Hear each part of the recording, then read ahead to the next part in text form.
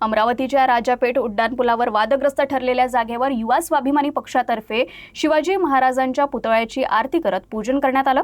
लवकरच अमरावती मनपाची परवानगी घेऊन अधिकृतरित्या शिवरायांचा पुतळा बसवू असं रवी राणा म्हणाले। यावेळी तगडा बंदोबस्त सुद्धा लावण्यात आला होता।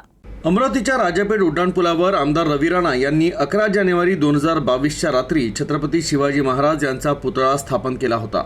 मात्र हा पुतळा कुठलीही परवानगी न घेता बसवल्यानं अमरावती महानगरपालिका प्रशासनानं पोलिसांच्या मदतीनं अनधिकृत पुतळा पोलीस बंदोबस्तात हटवला होता। यावरून महानगरपालिका प्रशासन आणि आमदार रवी राणा यांच्यात मोठा वादही निर्माण होऊन राजकारण बरंच तापलं होतं। तर या ठिकाणी फक्त चबुतरा तयार करण्यात आलेला होता।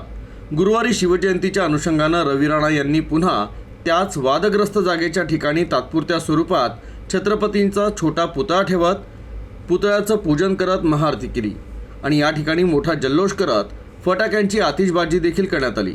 तसंच छत्रपतींचा जय जयकार देखील करण्यात आला।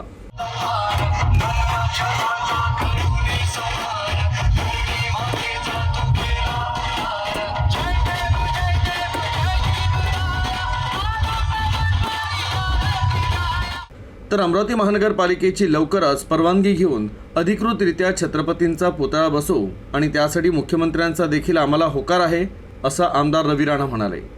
आज अमरावती महानगरपालिकेमध्ये भारतीय जनता पार्टीची सत्ता आहे, युवासेना पार्टीची सत्ता आहे। भारतीय जनता पार्टीचा महापौर आहे, युवासेना पार्टीचा उपमहापौर आहे। या ठिकाणी सगळं एकमताने पहिल्या आमसभेमध्ये आता छत्रपती शिवाजी महाराजांचा पुतळा बसवण्याचा ठराव या ठिकाणी आम्ही पास करू। त्या ठरावाचा पूर्ण प्रस्ताव महानगरपालिकेच्या आयुक्ताच्या माध्यमातून, महापौराच्या माध्यमातून, उपमहापौराच्या माध्यमातून तो मंत्रालयात पाठवू आणि त्या ठिकाणी मंत्रालयामध्ये लीगल पद्धतीनं त्या ठिकाणी मंत्र्याच्या सगळ्या बैठकी करून मुख्यमंत्र्याची मान्यता घेऊन मुख्यमंत्र्यांनी त्याला होकार दिलेला आहे की मी छत्रपती शिवाजी महाराजांचा पुतळा बसवण्याची परमिशन देतो। आपण त्याची पूर्ण फाईल, पूर्ण प्रोसेस करा, मंत्रालयामध्ये आपण त्याला मान्यता देऊन